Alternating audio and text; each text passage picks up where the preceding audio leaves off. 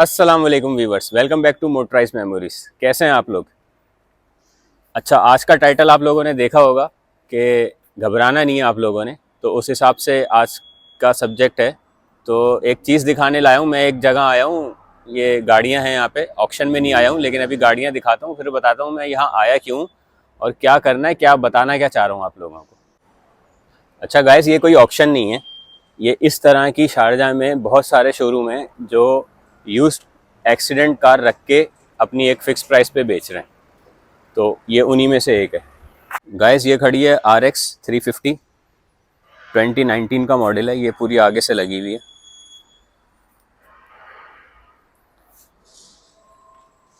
ठीक है, बाकी बॉडी बिल्कुल सही है, साफ़ सुथरी।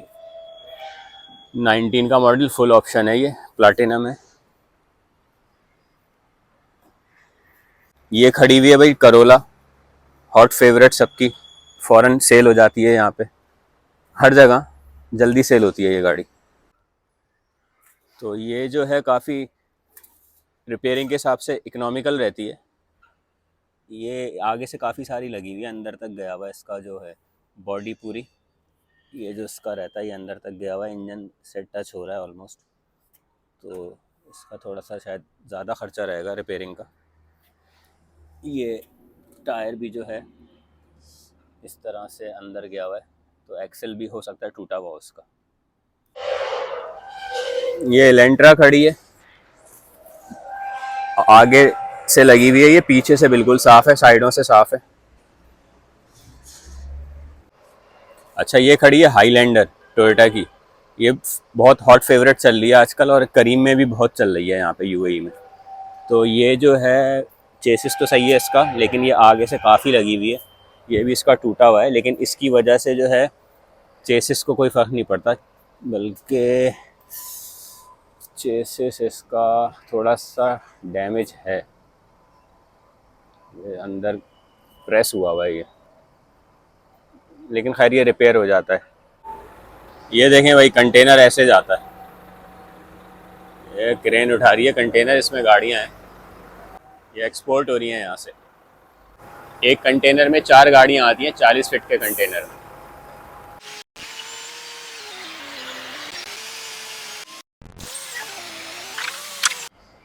चलें भाई, फाइनली ये चला गया कंटेनर और क्रेन चली गई है। आवाज़ कम हो गई है, शोर कम है। लोगों को बहुत शिकायत रहती है कि मेरी आवाज़ सही नहीं होती, ऑडियो बहुत ख़राब है। खड़ी हुई है टोयोटा की फॉर रनर। यहाँ पे फॉर्च्यूनर आती है यूएई में, ये फॉर रनर है।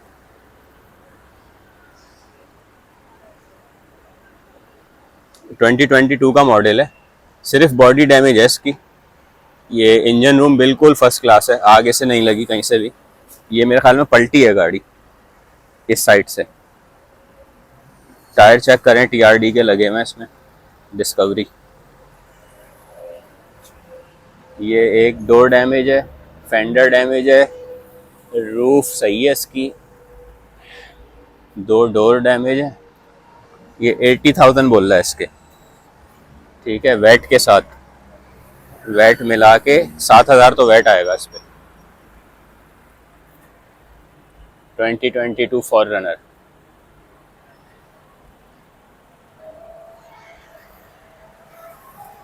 अंदर से चेक करें, स्टार्ट करी हुई है इसने, भी ऑयल वॉयल डाला है इसने शायद इसका।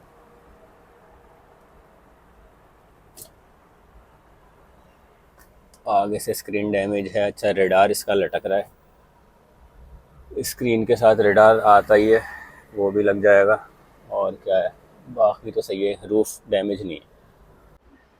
अच्छा, तो अब मैं बताता हूँ कि ये मैं यहाँ पे क्यों आया हूँ और वीडियो क्यों बना रहा हूँ। मैं बताना क्या चाह रहा था, तो मैं बताना ये चाह रहा था कि जिन लोगों ने गाड़ियाँ ली हुई हैं अमेरिकन और नहीं सेल हो रही हैं, कुछ दिनों से परेशान है वो लोग। एक तो ये बात आप जहन में रखेंगे, दिसंबर का जो मंथ है वो स्लो होता है। यहाँ पे कौन कौन से मंथ स्लो हैं? जुलाई, अगस्त, सितंबर और फिर दिसंबर। बस ये 4 महीने स्लो बिजनेस रहता है यहाँ पे, क्योंकि जितने भी यहाँ के रेजिडेंट हैं वो अपनी अपनी कंट्रीज़ में जाते हैं वेकेशंस पे। जुलाई अगस्त में स्कूल की वेकेशंस होती हैं, तो जो भी फैमिलीज यहाँ रहती हैं वो अपने बच्चों के स्कूल की छुट्टियों में अपने अपने कंट्रीज़ चले जाते हैं। दिसंबर जो है वो फेस्टिव सीज़न है, तो उसमें क्रिसमस है, न्यू ईयर है, तो उसके लिए भी बहुत सारे लोग जो है यूएई से चले जाते हैं। टूरिस्ट होता है यहाँ पे, सिर्फ टूरिस्ट आपकी गाड़ी नहीं लेता है। टूरिस्ट के लिए रेंटा कार वालों का बेस्ट सीज़न है, उनको टूरिस्ट की वजह से बिजनेस मिलता है दिसंबर में।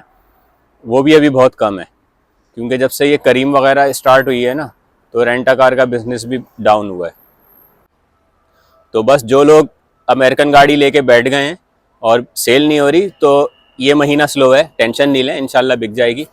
और अगर फिर भी नहीं बिक रही तो मुझसे कांटेक्ट करें, मैं कोशिश करता हूँ सेल करने की। वीडियो बनाते हैं, सोशल मीडिया पे डालते हैं, अपने व्हाट्सएप ग्रुप्स में डालता हूँ मैं। 6-7 ग्रुप हैं हमारे जो अमेरिकन गाड़ियों का काम कर रहे हैं, जीसीसी का भी काम कर रहे हैं, तो इंशाल्लाह बिक जाएगी।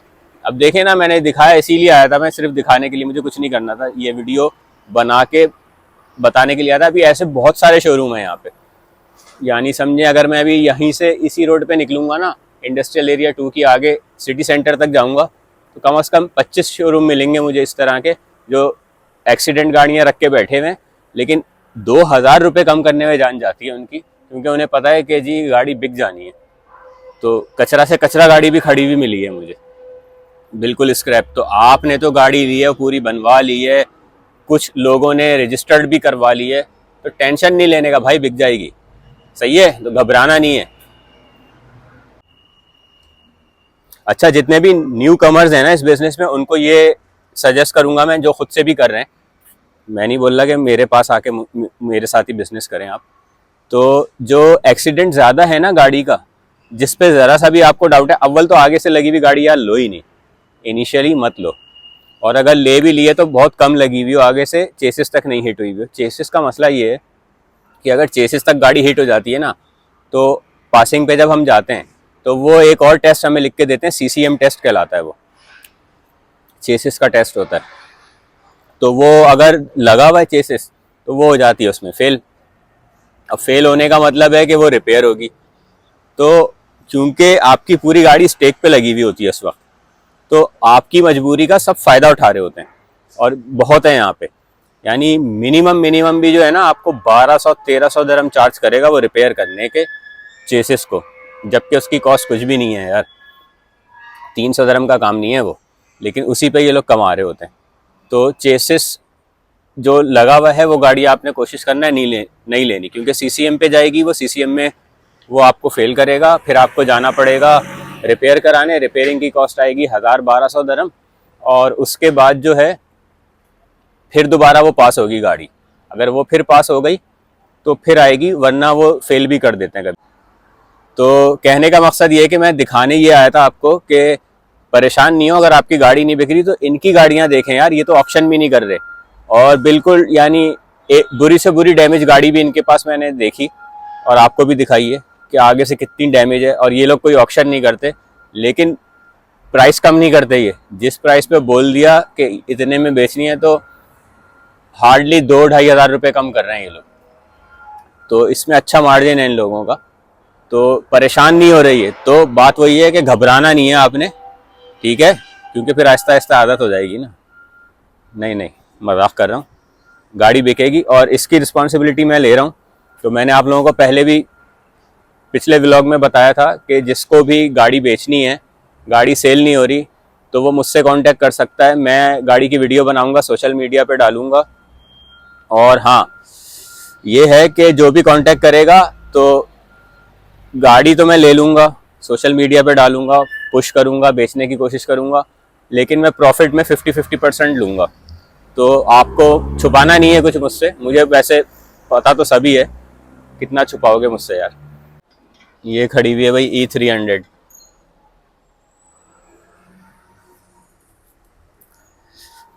आगे से डैमेज है ये सिर्फ एक साइड से, चेसिस ओके है, सही है, चेसिस डैमेज नहीं है इसका। ये RX 350 खड़ी है, आगे से डैमेज है, ये भी सिर्फ पीछे से सही है। ये प्लाटिनम है, देखें प्लाटिनम की जो निशानी है ना, ये 3 लाइटें आती हैं इसमें LED। ये टॉप वेरिएंट है इसका। इसमें सनरूफ आती है, ये देखें, ये सनरूफ है इसकी। और इसकी जो ये स्क्रीन है ना LCD की, ये भी बड़ी होती है। और रेड इंटीरियर नॉर्मली इसमें आता ही है, रेड इंटीरियर में ही होती है ये।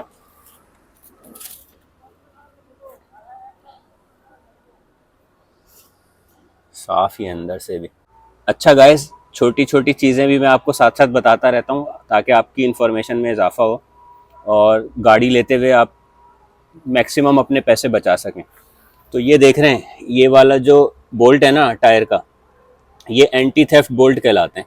ये हर गाड़ी में, रिम वाली जो गाड़ी होती है, ऑलमोस्ट अमेरिका से सारी रिम वाली आती हैं, तो ये स्टार बना हुआ है देखें।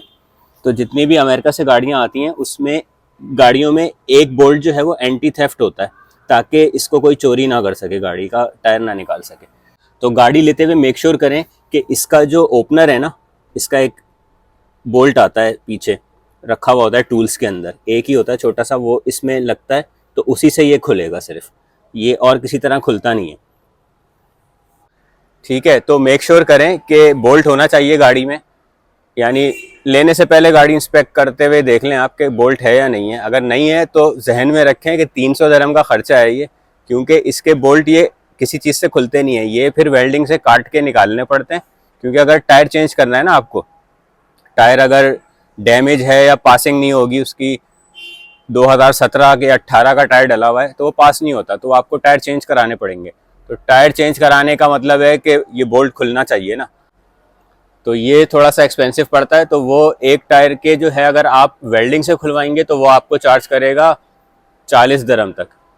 तो 40 80 160 दरहम आपके इस पे लग गए कटवाने पे इसको, और फिर ज़ाहिर फिटिंग विटिंग के अलग से वो पीछे से बोल्ट लगाना पड़ता है, तो उसके पैसे चार्ज करेगा। तो उससे बेहतर है, एक बंदा मैंने ढूंढा है, उसने एक गेज बनाया हुआ है इसका एंटी थेफ्ट का, उसके पास एक बोल्ट है, वो लगा के उसमें फिट करता है, अंदर प्रेस करता है, फिर हैमर से उसको ऊपर नीचे करके, तो वो आगे का जो उसका एंटी थेफ्ट का जो हेड है ना बोल्ट का, वो तोड़ देता है वो, तो पीछे रह जाता है सिर्फ बोल्ट, उसी बोल्ट के अंदर फिर वो अपना कोई नट फिट कर देता है। तो ये मैंने करा चुका हूँ उससे, इसलिए बता रहा हूँ। तो ये अगर देख लीजिएगा कभी लेते हुए, छोटी छोटी चीज़ें, इसी में पैसे बचते हैं। 250-300 रुपये आपके एक्स्ट्रा जा रहे हैं अगर, तो बचाएं उसको भी। क्योंकि देखें, कोई भी गाड़ी लेते हुए जो है ना, आप अगर ये, और पार्ट्स लेते हुए भी खासकर, जब पार्ट्स लेने जा रहे हैं आप, तो पार्ट्स लेते हुए अगर आपने 50-50 रुपये नहीं देखे किसी चीज़ में, कि अगर आपने कहा कि यार 200 रुपये की दे रहा है चीज़, तो चलो ठीक है ले लेता हूँ, लेकिन वो चीज़ आपको 150-125 की भी मिल रही है, तो आपको भागना पड़ेगा, क्योंकि एक पार्ट नहीं होता गाड़ी का, बेतहाशा पार्ट लेने पड़ते हैं आपको। तो पार्ट्स में अगर आप पैसे बचाएंगे तो वही आपकी प्रॉफिटेबिलिटी को इंक्रीज़ करेगा। तो इंशाल्लाह एक नए व्लॉग में मिलते हैं फिर आप लोगों से, नई इन्फॉर्मेशन के साथ। जब तक अपना ख्याल रखें, टेक केयर, अल्लाह हाफिज़।